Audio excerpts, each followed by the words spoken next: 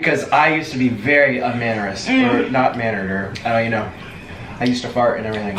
Oh. People always hear my chair squeak or something squeak and they're like, she farted. It's like, I don't fart on camera like that. I would cut that out. Oh, I used to rip them out. People remember. Yeah, I charge for that. I'll give that to YouTube for free.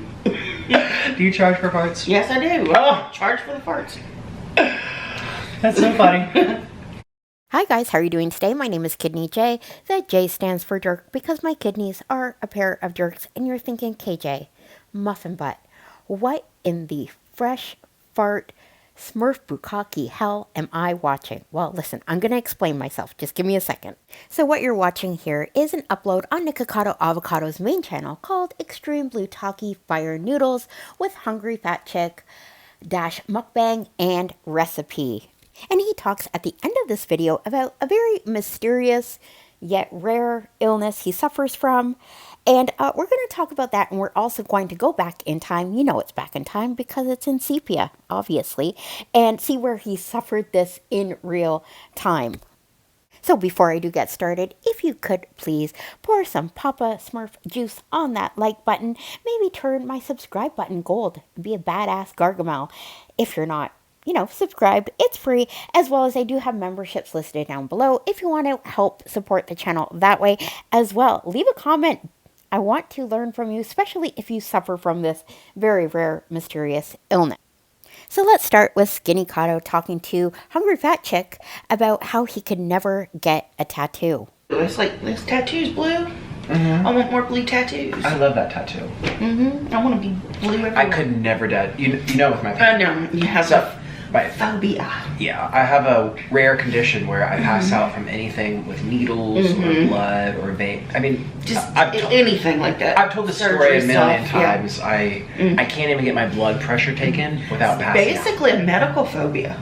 Yeah, that's what they say. Basically, yeah. It's so anything to do with it, they could take your blood pressure, you'll pass out. It's because I feel my pulse.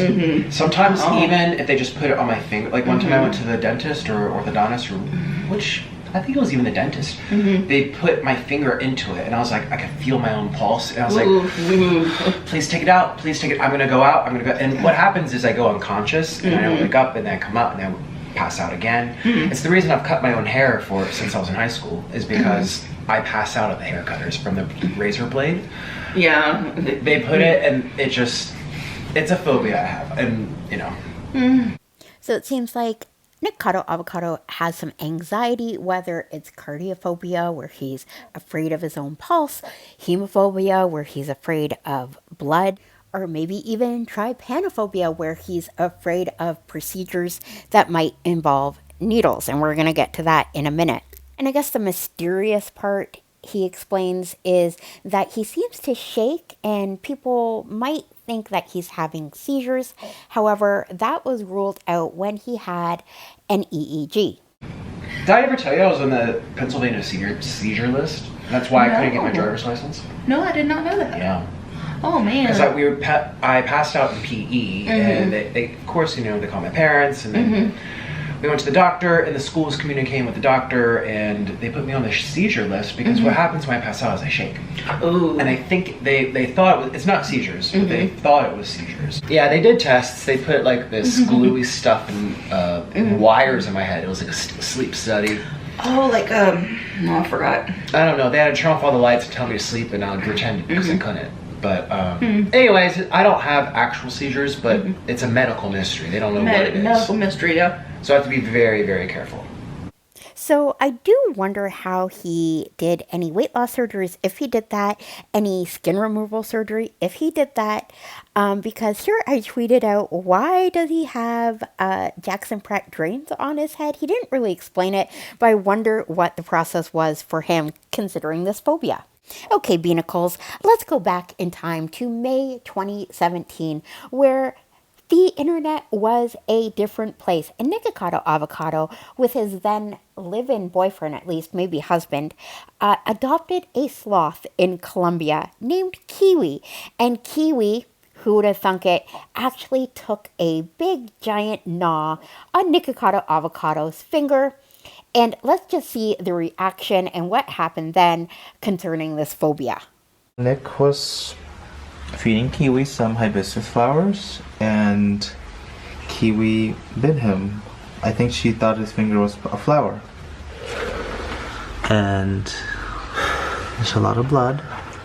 And he passed out on the floor, and we're waiting for you guys to know that he's going to go get a rabies vaccine. Because all warm-blooded mammals, I don't want a shot.